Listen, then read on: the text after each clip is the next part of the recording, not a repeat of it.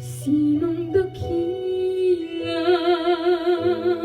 Sino ang tunay na baliw? Sino mapalad?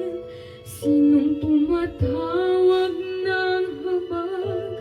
Yaon bang sinilang na ang pag-iisip ay di lubos? Gusto ang isip, ngunit sa pag-ibig ay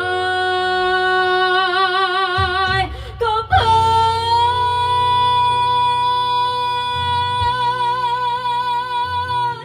Ang kaniyang tanging suot ay sirang damit na nakikiramay sa isip niyang punit-punit.